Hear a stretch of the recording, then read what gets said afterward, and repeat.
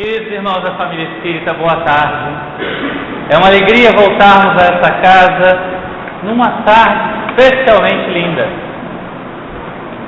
O ambiente está florido, não apenas por causa das flores que enfeitam a nossa mesa, mas pela natureza em torno de nós e pelas flores espirituais que os benfeitores nos trazem, com a sua presença carinhosa, com o seu amor por todos nós, e pela certeza de que cada um, militando na doutrina espírita, compreendendo essa mensagem de paz e amor, vivenciando o Evangelho de Jesus na sua máxima pureza, vamos todos poder encontrar milhares de razões para termos a alegria de viver. Num mundo como o nosso, num planeta de provas e expiações, é interessante nós percebermos quantos motivos as criaturas têm para chorar, quantas razões elas têm para se sentirem tristes, depressivas. Muitos dizem assim: não tem jeito, este é um vale de lágrimas. Outros se pegam até no que Jesus dizia, que a felicidade não era deste mundo. No sentido verdadeiro dessa palavra, no sentido mais amplo que o termo felicidade pode nos trazer, nós ainda estamos muito longe da conceituação de felicidade que Jesus, Espírito puro, co-criador da terra, experimenta. Mas nós aqui no planeta, desafiados a evoluir, impulsionados a crescer, podemos e devemos buscar o caminho da alegria de viver.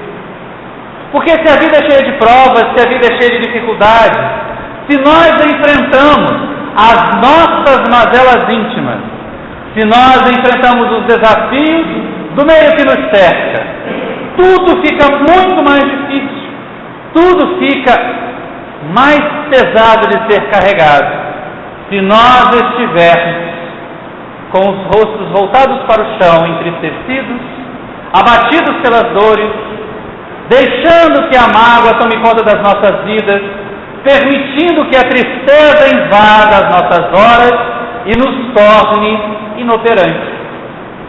O grande problema do espírito na Terra é que quando ele se depara com o sofrimento, ele se acha o único sofredor. A pior das criaturas, a mais abandonada, o esquecido de Deus. E se nós estamos na Terra e estamos enfrentando estes problemas, estas dores, estes desafios que no momento chamam a nossa atenção no processo evolutivo, é exatamente porque Deus nos ama intensamente. E nas suas leis de sabedoria e amor, jamais condenaria uma das suas criaturas aos tormentos eternos do suposto inferno, que foi pintado pelas religiões que estão a caducar, para manterem ainda o domínio através do temor sobre as criaturas que elas desejavam ter no seu chamado redil. A doutrina espírita desenha para nós um Jesus que não é a criatura crucificada, com aquele ar de sofrimento e abatido, o momento extremo do Mestre.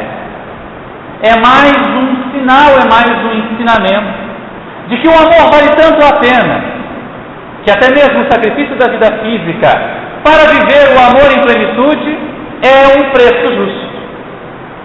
Mas a doutrina espírita nos apresenta um Jesus que caminha entre as criaturas que participam das alegrias nas bodas de Caná, que ri e chora com os seres que ele tanto ama, que compartilha a simplicidade do pescador como a abastança na casa do publicano, com a mesma serenidade e a mesma simplicidade da alma, e que em todos os momentos vive o amor e exemplifica essas lições.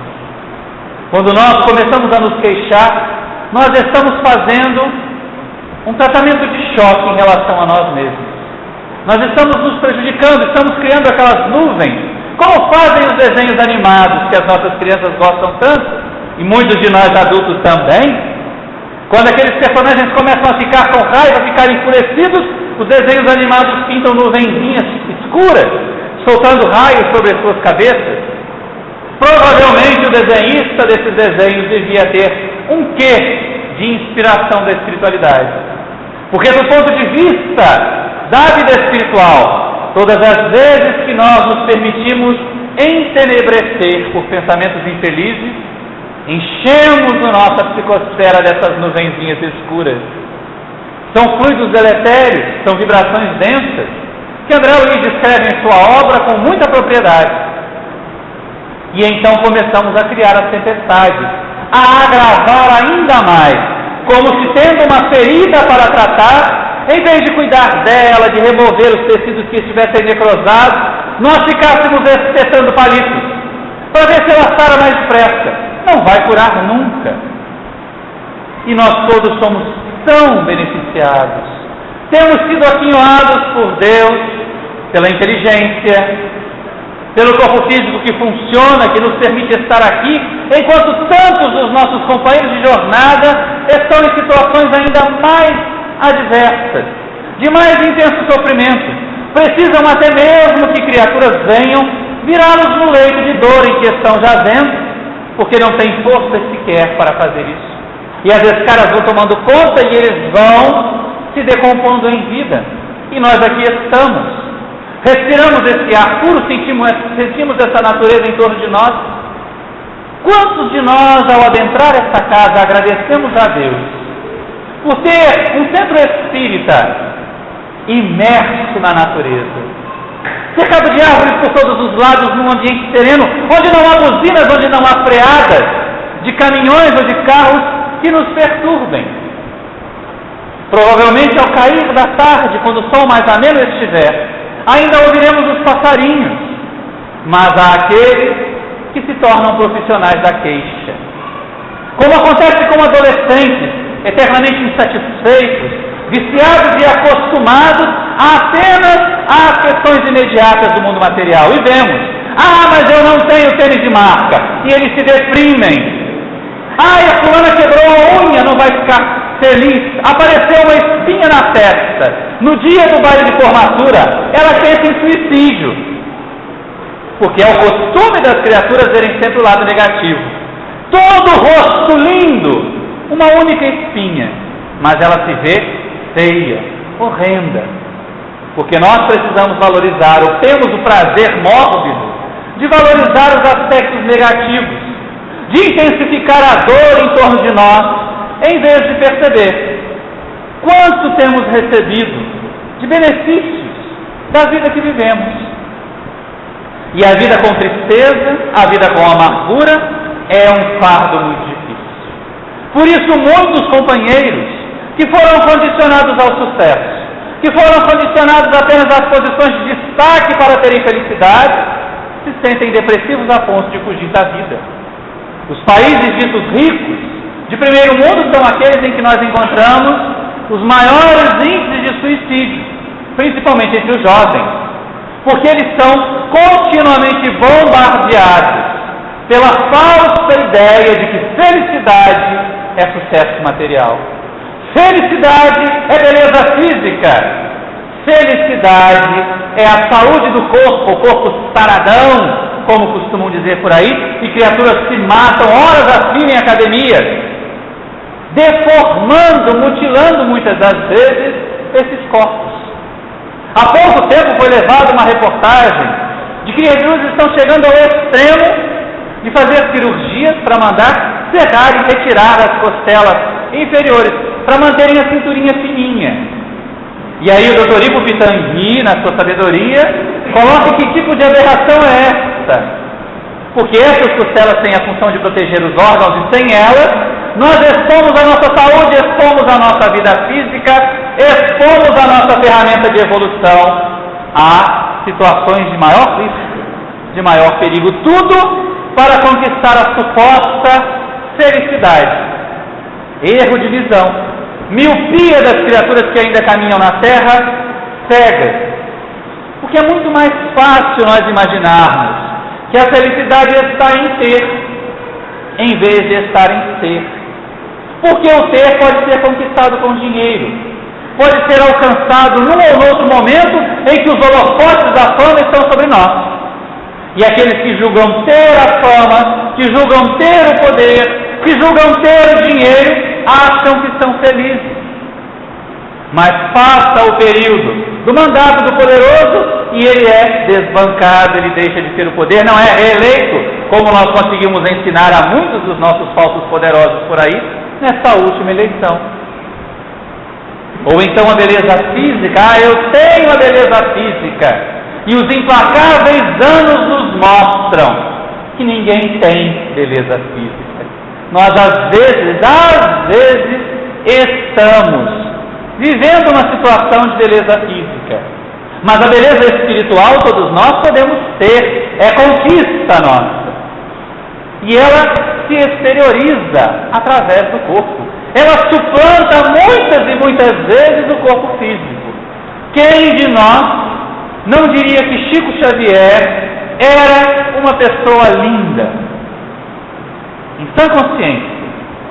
Os materialistas, as criaturas que veem apenas a faixa externa do ser, diriam: é um monstro, careca, com os olhos já comprometidos pela doença. Mas nós, que compreendemos a sua vida, que sentimos o seu amor, mesmo à distância, dizemos sempre: é uma pessoa linda. Como acontece com Madre Teresa de Calcutá, com a Irmã Dulce e tantos outros, que não foram dotados fisicamente de beleza, mas que pelo uso que fizeram do veículo físico, pela aplicação do tempo que dispuseram na terra, embelezaram-se espiritualmente, e certamente ao deixar o vaso físico, resplandeciam, e não eram criaturas que passaram pela vida sem sofrimento. Porque alguns de nós, mesmo espíritas, ainda nos equivocamos, ainda imaginamos que ao conquistarmos a felicidade, ao nos tornarmos espíritas, ao compreendermos a imortalidade, não sofreremos mais.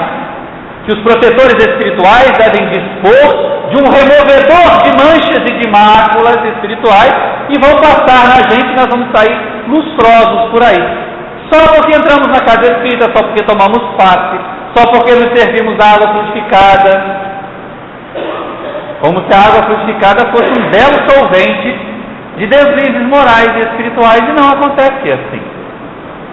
Aqueles que mais servem, frequentemente também são os que sofrem bastante. Mas eles têm uma diferença imensa em relação à grande maioria de nós. Eles vivem com alegria. Recentemente nós ainda observando reportagens antigas a respeito de Chico Xavier, e ele dizia que estar doente e poder trabalhar é como ter saúde. Isso já beirando os 90 anos, era uma reportagem de relativa antiguidade, mas ele já estava muito enfermo. Estar doente e poder trabalhar é como ter saúde, porque ele via a vida com alegria. Mesmo as dificuldades, as pessoas difíceis em torno dele, ele chamava de filhos, seus filhos da alma, seus companheiros de jornada, no momento doloroso da deserção daquele que deveria ser complementado com ele a tarefa da psicografia de muitas obras, ele não se rebelou, permaneceu firme, fiel no trabalho. Mas como é possível? O que essas criaturas conseguem ver que a maioria de nós não consegue? Porque nós somos uns resmungões, nós somos reclamões demais da conta. E é interessante porque nós vemos o nosso salão com muitas crianças e elas estão quietinhas. Mas se um de nós mexer um pouquinho na cadeira, vai dizer: essa cadeira está dura demais. Ou então essa cadeira tem rodinha, eu vou cair.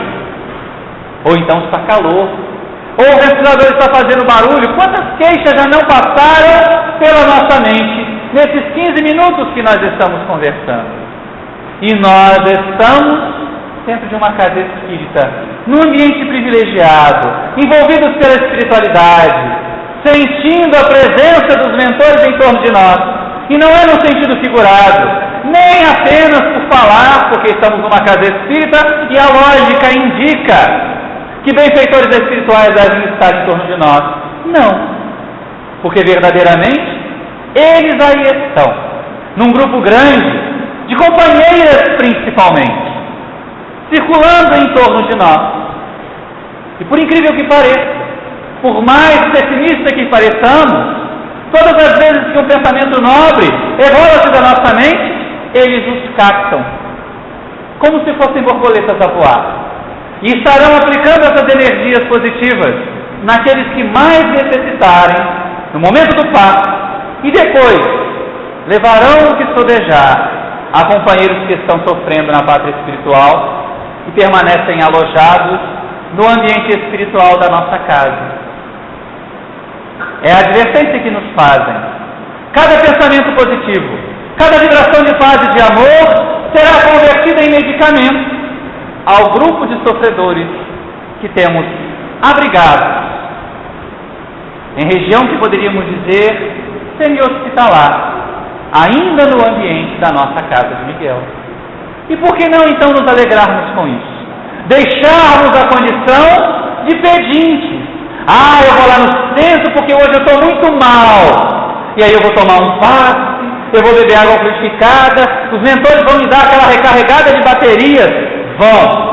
E seria ótimo que cada um desses preguiçosos tomasse um choque de 220 a mais, para ver se desperta.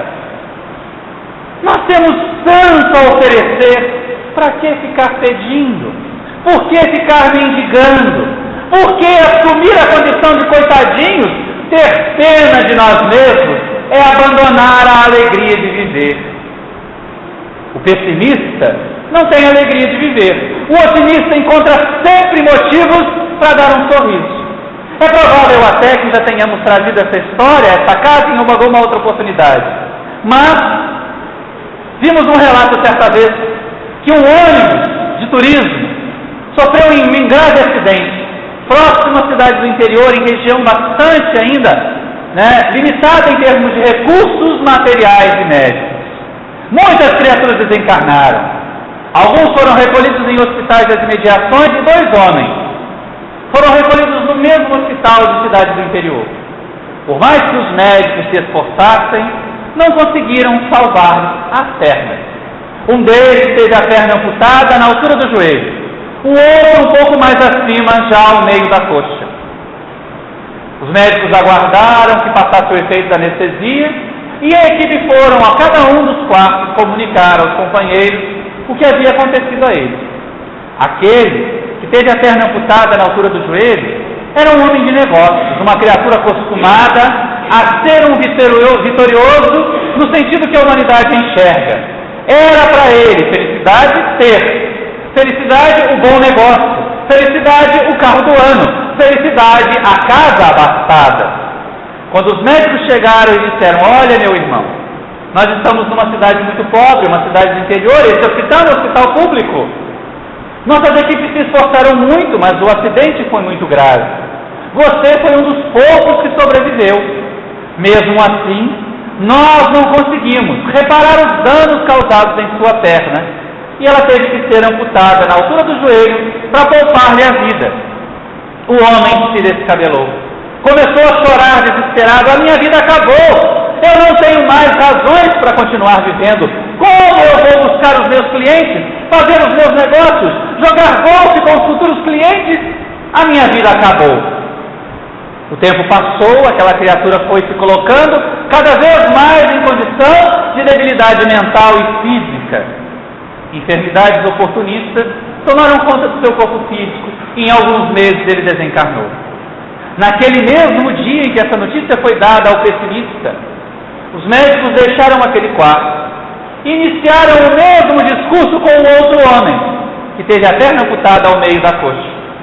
Olha, o acidente foi muito grave, muitos morreram, você foi um dos poucos que sobreviveu.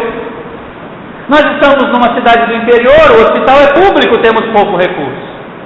Por isso mesmo, embora tenhamos salvo a sua vida, não conseguimos salvar a sua perna. E ela foi amputada mais ou menos ao meio da coxa. Doutor, disse o homem, essa é só uma notícia, mas você se esqueceu de me dar 2 boas notícias. E aí o médico recuou: mas como? Que boas notícias eu tenho que lhe dar? Ora, a primeira, mais ou menos já passou no ar aí. Eu sobrevivi, eu estou vivo. Isso é motivo de alegria. E a segunda, doutor, ainda me sobrou uma perna e eu posso pular amarelinha com os meus filhos. É a visão do otimista. da criatura que consegue buscar, mesmo nos processos dolorosos, a alegria de viver, que consegue se sentir útil, mesmo que seja assim. Deixa eu pensar, o que Deus espera de mim com essa prova tão dolorosa? Porque se eu curvar a minha fronte, se eu começar a me abater, se eu deixar de servir, eu vou virar um peso para a sociedade que me acolhe, e ainda serei um péssimo exemplo para aqueles que estão em torno de mim. Nós não devemos ficar com pena de nós mesmos. A autopiedade é um veneno.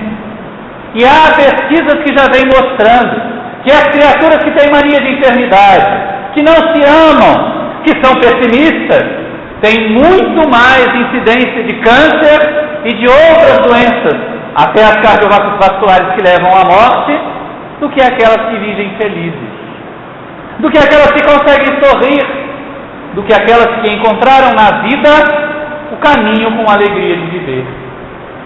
E não é muito difícil nós pensarmos assim. Acordamos, estamos vivos, já seria motivo suficiente para termos alegria de viver. Aqueles que conseguem acordar cedo, que não ficam brigando com o colchão até as 9, 10 horas da manhã, conseguem ver nascer o sol, que pinta o céu, principalmente num dia como hoje, limpo, sem nuvens, vai pintando o céu aos pouquinhos, de cores variadas, como vai acontecer agora ao poente, em que nós teremos um céu avermelhado e belo. Os otimistas pararão para contemplar, ficarão debaixo de uma árvore, sentirão a brisa correndo em torno de si e dirão: como a natureza é bela, como este dia foi majestoso, quantas oportunidades eu recebi de Deus para poder crescer e evoluir. O pessimista já de manhã vai dizer: nossa, não tem uma nuvem no céu, vai ser um dia muito quente. E aí vai estar aqui se abanando e reclamando: por que nós vivemos no Rio de Janeiro? Eu queria ter nascido na Sibéria. Mas aí se tivesse nascido na Sibéria, ia estar morrendo. Eu não tenho vocação para urso polar, eu não tenho vocação para foca. Por que Deus não me colocou no deserto do Saara? E aí ele vai do deserto do Saara na próxima encarnação e reclama: eu não tenho vocação para camelo. São reclamões, o tempo todo são pessimistas. E ao cair o pôr do sol no nosso dia de hoje, eles ficarão em frente ao sol. Estou enxergando nada, está atrapalhando a minha direção, eu não consigo ver. Que dia horroroso de quente foi esse? A noite promete ser muito abafada. Deixou passar a oportunidade, deixou passar a vida. E a nossa vida é tão preciosa. Só o fato de termos este veículo físico já deveria ser razão bastante para termos a alegria de viver, porque as regiões umbralinas estão cheias de companheiros nossos que ainda não conseguiram essa vantagem, que ainda não conseguiram essa preciosa oportunidade. Aqueles de nós que militamos em reuniões mediúnicas sabemos quantas vezes espíritos vêm, ainda revoltados, odientos, se queixando daqueles que eles querem se vingar, dos encarnados que procuram perseguir, porque eles tiveram a chance e eu não, reclamam esses espíritos. E frequentemente nós devemos dizer: porque você foi qual criança rebelde, e não se preparou, e não se permitiu tocar por sentimentos mais nobres. Então aproveitemos essa encarnação, porque se ela nos levar adiante, estaremos nos livrando das regiões de sofrimento. Mas se estacionarmos aqui, o planeta segue evoluindo sob os nossos pés e nós nos veremos em condições extremamente dolorosas. Por que nos queixar se nos sabemos imortais? Ah, mas eu estou doente, é uma doença que não tem cura. Ainda bem, porque o perispírito está se curando através dela. O espírito está se livrando das suas máculas através dela. E se nós tivermos mais coragem, vamos mostrar a outros irmãos em torno de nós que eles podem também suportar as suas dores, as suas provas com mais tranquilidade, com alegria de viver. A vida é realmente algo tão belo, é uma obra de arte da divindade. Cada um de nós é uma pintura magistral. Não nos importemos com as características que o tempo vem marcando em nosso rosto, com esse ou aquele detalhe estético que não corresponde ao que clamam por aí.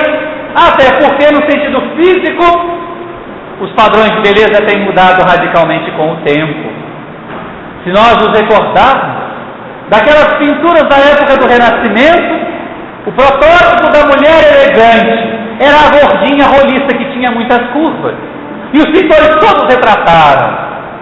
Quando nós observamos, por exemplo, uma massa desnuda, hoje nós chamaríamos de baleia encalhada. Mas não é o caso. O padrão de beleza hoje é aquela anorexia tremenda, a tábua de passar roupa. Pelo menos tem essa vantagem ao casamento. Já economiza um eletrodoméstico ou um móvel. Já tem a tabuinha para passar roupa na própria esposa. Porque os padrões vão mudando e nós vamos nos tornando infelizes porque não correspondemos a eles. Bem-aventurada a nossa gordura se nós tivermos saúde para ir adiante, para caminhar, para fazer o bem. Claro que nós não vamos fazer uma maratona, não vamos correr uma corrida de 10 mil metros, mas nós podemos caminhar, ir de uma casa espírita a outra. Bem-aventurada a possibilidade de falar. Não para que nós coloquemos cadeiras na porta de casa e fiquemos falando da vida dos outros, mas porque nós podemos usar a palavra para levar uma mensagem de paz, para recolher os pequeninos em torno de nós e contar histórias para eles. E isso já é evangelização da infância.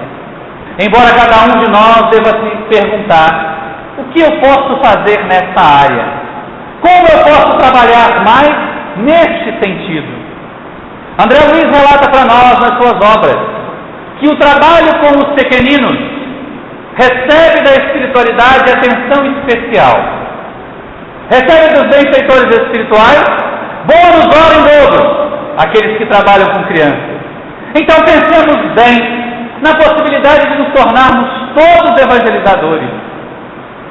Num ambiente como esse, numa sociedade como a nossa, numas famílias como as nossas, em que um ou outro tem os valores do espiritismo, e a maioria ainda costuma molhar a chupeta da criança na cerveja porque é engraçadinho. Quanto trabalho nós não temos a fazer como evangelizadores. E esses espíritos são os que consolidarão o terceiro milênio. São os que garantirão para nós a chegada do planeta de regeneração. São os que serão nossos pais e nossos avós nas nossas próximas encarnações, se nós merecermos permanecer na Terra. Então é uma atitude extremamente inteligente e que nos vai dar imensa alegria de viver, trabalharmos para educar e evangelizar esses seres. Não a educação que faz homens instruídos, como disseram os espíritos a Kardec, mas aquela capaz de fazer homens de bem. A educação moralizadora. Porque nós às vezes nos preocupamos tanto que os nossos filhos tenham curso de inglês, a escola particular, a natação, a hidroginástica, o tênis, a aula de ping-pong, o que seja, para que passem o dia inteiro fora de casa e não percebam a nossa ausência. E não percebam que nós também não estamos nos preocupando com eles. E há situações em que eles apenas esperam um olhar. Será que hoje, aqueles de nós que já fomos beneficiados, abençoados por Deus com a maternidade e a paternidade, que os Espíritos ensinaram a Kardec no Livro dos Espíritos, serem missões, verdadeiras missões, e altamente enobrecedoras? Será que hoje, ao amanhecer, nós conseguimos mergulhar os nossos olhos nos olhos dos nossos filhos e dizer para eles: eu amo tanto você, tenha um bom dia, ou mais do que isso, bem-vindo de volta a esse mundo, porque eles passam uma boa parte da sua história vivendo ainda suas aventuras infantis no plano espiritual, para que o espírito não sofra um impacto muito grande. Somente os muito endividados ou funcionários já muito amadurecidos têm, enquanto na fase da infância, momentos de desprendimento com grande lucidez. A maioria deles, e os espíritos respondem a Kardec sobre isso também. As crianças, quando sonham, têm sonhos de criança. Então esses espíritos, livres da matéria, vivem como crianças. E ao retornarem ao vaso físico, retomam a oportunidade de crescer, de evoluir, de aprender conosco e de servir. Somos todos convocados a servir, a amar. Não vamos dizer: a minha história é diferente. Eu não tenho filhos, mas tenho sobrinhos, tenho alunos, tenho vizinhos. podemos ser exemplos para eles, ainda que pequeninos. Podemos, de alguma forma, encontrar nesses olhinhos pequenos, nesses corpos pequenos que escondem espíritos muitas vezes maiores do que nós, a alegria de viver. E também encontrar na possibilidade de discipliná-los, no desafio de convencê-los à obediência, não aquela obediência tirânica, mas a disciplina, porque como espíritos, todos nós precisamos de disciplina. Imaginemos que na nossa indisciplina, os médios resolvessem agora, durante o estudo, dar facilidade à comunicação de espíritos sofredores ou de companheiros que venham instruir. A reunião se tornaria uma balbúrdia. Então, se aprendemos a disciplina na fase adulta, é importante que eles também aprendam. Não a tirania, mas a boa disciplina. A disciplina que faz crescer. Você pode brincar com tudo, mas depois ajude a arrumar. E assim vamos educando. E vamos encontrar imensa felicidade. É muito mais enriquecedor para aqueles que já despertaram. O sorriso da criança, os olhos brilhando pelo abraço, pelo simples beijo, do que a conta bancária abastecida. Ou do que o brinquedo de último tipo, eletrônico, que fala, que anda, que não deixa a criança brincar, porque não interage. O robô de controle remoto, o não sei o que, o videogame de último tipo, eles jogam sozinhos. Para que precisa da criança? E nós vamos substituindo aquilo que deveria ser tarefa nossa, envolvê-los em amor, abraçá-los, tocar os nossos filhos adolescentes, como crianças que ainda são. E nós vamos encontrar muitos motivos para ter alegria de viver. A história que as pessoas diriam que vida amarga, quanta tristeza, mas frequentemente nas histórias mais amargas e tristes, do ponto de vista da terra, nós vamos encontrar do ponto de vista do espírito os valores e as alegrias mais consistentes. Conhecemos há algum tempo uma criatura belíssima, não no sentido do corpo físico, mas a sua história começa um pouco mais atrás, mais ou menos na década de 20, caminhando para a década de 30 do século que se foi. E lá sim, ela era belíssima, linda, seus cabelos louros pareciam fios do sol, colhidos do astro rei pregados em sua cabeça. Seus olhos, duas pontas azuis tiradas do céu, num dia mais límpido, mais claro. E a sua pele parecia o pêssego maduro, tamanha suavidade, tamanha sutileza. Tudo parecia lhe sorrir. Era uma jovem de aproximadamente 17 anos, ia casar-se em breve. O sonho das moças daquele tempo, a realização através da família, o seu companheiro apaixonado, os enxovais estavam sendo preparados. Até que um dia, um pequeno corte, um acidente na manicure, e o ferimento não sarou. E passou-se uma semana, 2, 3, e a sensibilidade daquela região foi ficando diminuída. À busca de um médico, aquela mulher recebe um diagnóstico que para nós nos dias de hoje seria o de HIV positivo. Na verdade, as manchas violáceas na pele, a insensibilidade nas extremidades, ela estava ranceniana. Aquilo que as criaturas chamavam de lepra, e era realmente um grande estigma. Década de 30, não havia sequer medicação. O destino de todo ranceniano eram os chamados leprosários. Hoje nós chamamos de colônias, hospitais, centros dermatológicos.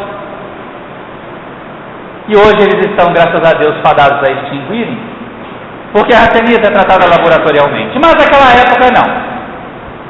E aquela mulher então começou a perceber o seu mundo desabar em torno dela. As criaturas começaram a se afastar, até mesmo os parentes mais próximos, a ter medo do contato com ela. O seu noivo então começou a escassear as visitas, a desaparecer por longos períodos, até que um dia apareceu e rompeu o compromisso. Ele desejava ter uma família, ele desejava ter filhos, e ela jamais poderia ser a esposa que ele gostaria de ter. Estava rompido o compromisso. Aquele choque emocional, aquele abalo foi mais grave, e a doença avançou serenamente. Em poucos anos ela se viu, como era de costume, trancada numa colônia de rancenianos.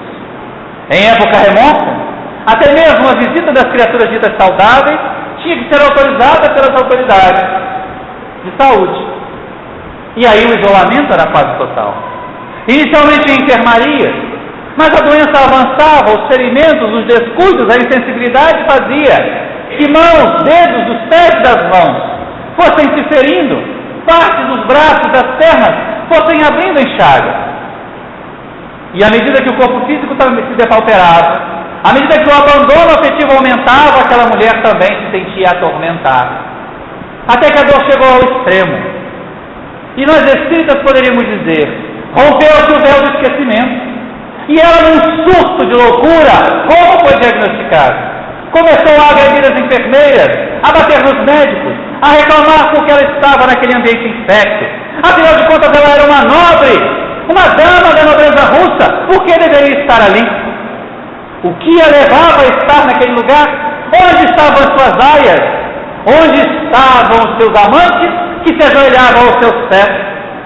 E na verdade diagnosticaram que ela estava louca.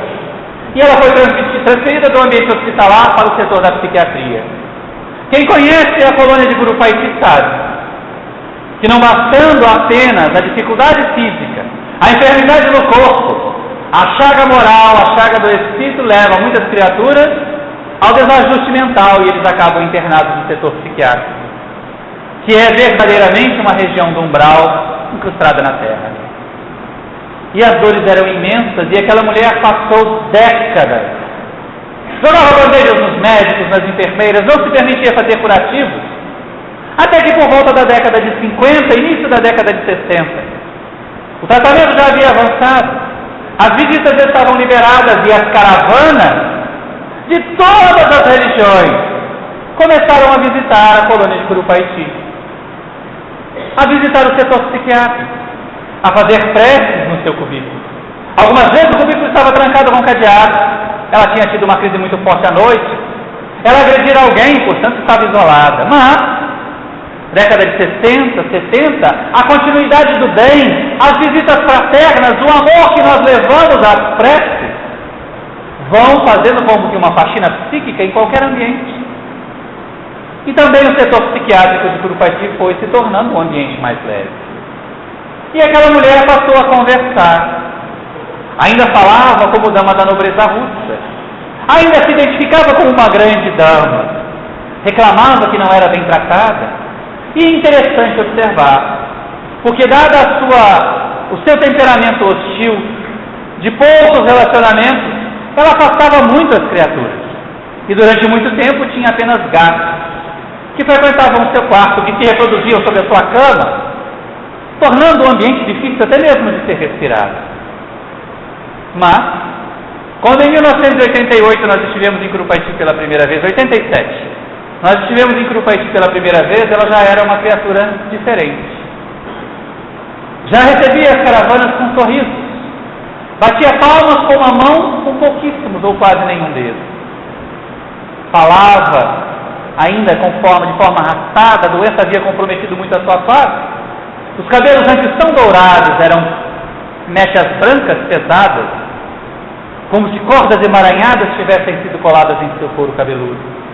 Os olhos antes tão azuis que refletiam o céu eram brancos, manchas brancas que mal lhe permitiam vislumbrar as nossas sombras dos nossos contornos. E aquela pele de pêssego maduro do passado parecia hoje papel crepom amassado, tamanha textura desagradável, desconfortável e as muitas feridas que ainda a adejavam. Foi assim que a conhecemos, foi assim que aprendemos a amá-la, porque ela não era mais uma criatura intratável, era até divertida, apelidaram-na de a russa, porque ela realmente tinha uma tez muito branca, tinha todo o aparato, todo o estereótipo de alguém que fosse de um país nórdico, mas era brasileira, havia nascido nas regiões do sul, era sim descendente de antigos russos, mas nascera no Brasil. E à medida que o tempo foi passando, aquela mulher chamava-se Valentina, foi se tornando cada vez mais dócil, cada vez mais alegre, as mágoas, as dores, as situações difíceis do passado, todos diziam, mas é a loucura. Ela vive uma outra realidade, e nós sabíamos que não era bem assim. Aquele espírito estava, à medida que o corpo físico expurgava a enfermidade, através das muitas chagas e da debilidade, aquele espírito estava sendo sarado, tratado, reconstituído. E a lucidez que os loucos apresentam frequentemente maior do que a nossa, despontava num ou noutro comentário. Os gatos eram seus filhos, ela arrumava lares adotivos para eles, dava-lhes nome, compartilhava conosco histórias pitorescas a respeito da sua gataria. Mas o tempo é inexorável, o veículo físico vai se debilitando, e nós fomos convivendo com Valentina por vários anos, até que em mais ou menos 1995, 96, numa das caravanas que fizemos havia um jovem, 18 anos, fase de vestibular, e uma criatura extremamente tímida, com autoestima debaixo da sola do sapato. E embora tivesse olhos azuis que refletiam o céu, não se sentia feliz. Quando entramos no quarto de Valentina e os jovens costumavam cercá-la, ela perguntava a todos, saudava a todos nós, e naquele instante, por aquela inspiração que a espiritualidade costuma fazer, nosso jovem Fábio foi colocado diante dela. E ela segurou-lhe as mãos, deitada no leito, já não conseguia mais. O esforço para se reerguer era demais, ela mal caminhava. Como você está? Está tudo bem? E ele simplesmente disse, e baixou os olhos. Nós vimos acontecer algo que somente o amor, grande amor, é capaz de realizar. Aquela mulher que mal se movia, fez um esforço sobre-humano e sentou-se no leito. Tomou as mãos do menino nas suas e disse, não, a vida é linda, a vida é tão linda que nós deveríamos ficar de pé, bater palmas para ela e pedir vida. Nunca mais ele disse a qualquer saudação. E até hoje nós nos lembramos daquele momento, todas as vezes que vem uma dificuldade, que uma tempestade parece nos arrasar, e não são poucas. Muitas das vezes nós, que aqui estamos falando, chorando por dentro, embora estejamos fazendo os companheiros rirem. Os sonhos são desfeitos e nós continuamos no trabalho, porque é necessário que seja assim. E todas as vezes que vem um desses momentos de tristeza, em que a nossa vontade é baixar os olhos como Fábio e dizer, nós nos lembramos de Valentina. Não! A vida é linda, a vida é tão linda que nós deveríamos ficar de pé e bater palmas para ela. Em 1999, Valentina desencarnou. Deixou o vaso físico em Curupaiti e certamente deve ter seguido a outras atividades, outras tarefas. Mas a sua lembrança carinhosa permaneceu conosco durante muito tempo. As atividades sempre pontilhadas dessa lembrança e dessa certeza. Para todas as criaturas, aquela mulher era uma renegada, uma esquecida, uma sofredora, mas ela encontrou o caminho, na sua doença, na sua falta de lucidez, para ver que a vida é linda, tão linda que nós deveríamos ficar de pé e bater palmas para ela. Em 2002, numa reunião mediúnica, nós a encontramos de novo. E aí sim poderíamos dizer, linda. Talvez reportando-se ao que fora, caminhava com tranquilidade, com nitidez até, renovada, remoçara. Seus cabelos eram fios de ouro pregados em sua cabeça. Seus olhos azuis não estavam mais baços, não era mais cega. E a sua pele mais uma vez, ou aquilo que apresentava para nós como texto, era mais uma vez suave, vizinha, como de uma criança, como de um bebê. E ela se apresentou diante de nós na reunião mediúnica e nós agradecemos. Que bom te ver. Veio apenas comentar a respeito dos seus trabalhos, falar da sua desencarnação. Contar que naquele momento, quando deixou o vaso físico, quando parou de respirar no corpo, ela sentiu uma imensa leveza. Todos aqueles anos, que foram quase 60, 70 anos, todos aqueles anos passados na colônia, serviram para limpar-lhe a alma das muitas marcas que ela trazia. Na verdade, dizia Valentina, eu não fiquei louca, apenas me lembrei do que eu fiz. Me lembrei de quem eu era na minha encarnação anterior. De fato, eu fora assim, uma nobre, uma dama da nobreza russa, compartilhava os meus dias com as filhas do Cesário. Mas, porque era intensamente bela, sujeitava todos os homens aos meus caprichos, aos meus interesses mais mesquinhos. Mesmo depois do casamento, não me forcei às aventuras extraconjugais. Quando alguém me interessava e estava comprometido, não hesitava. Havia muitos homens que morreriam por mim, e a eles eu recorria para que me livrassem das minhas rivais. Não apenas matando-as, porque eu não queria um viúvo lamentoso em torno de mim, mas eu contratava os meus cúmplices para que eles desfigurassem aquelas mulheres, principalmente deixando marcas nos seus rostos e nos seus braços, para que mais facilmente eu pudesse alcançar os meus amantes. O meu esposo de então foi o mesmo noivo que desertou do passado.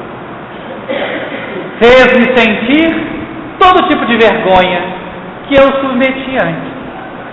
Mas o tempo foi passando, a estadia na colônia, a enfermidade, o abandono e a dor foram moldando-me mais uma vez. Eu comecei a perceber que podia amar e amar de uma maneira diferente. E por isso passei a amar a todos vocês, a compartilhar com vocês as minhas alegrias, que alguns diziam ser loucura, mas não, eu estava feliz, eu sentia que a vida era linda, porque eu me sentia cada vez mais saudável. E aí, quando a gente na mediunidade devia ficar calado e refletir, médium às vezes tem um surto de curiosidade burra, e a gente não deixou de escapar a curiosidade, mas além queria os gatos. Para que tantos gatos? Eu não sabia amar os homens, respondeu ela. Eu não sabia amar os meus irmãos, todos me abandonaram. Então comecei a exercitar o amor com os animais, para depois poder estendê-lo às criaturas como eu. Hoje eu estou muito feliz. E todas as vezes que nós contamos essa história, todas as vezes que nós compartilhamos com Valentina o seu passado, com os companheiros que nos ouvem, mais uma vez ela se faz presente.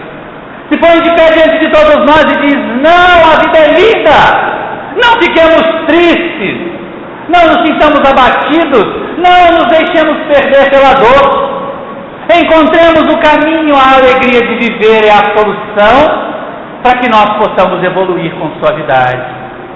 Porque saibam todos, meus irmãos, a vida é linda, tão linda que nós deveríamos estar todos de pé, batendo palmas para ela e pedindo bis.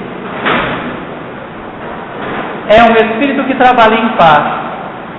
Vez por outra ainda frequenta a colônia de Grupaiti para levar um lenitivo consolação aos seus irmãos.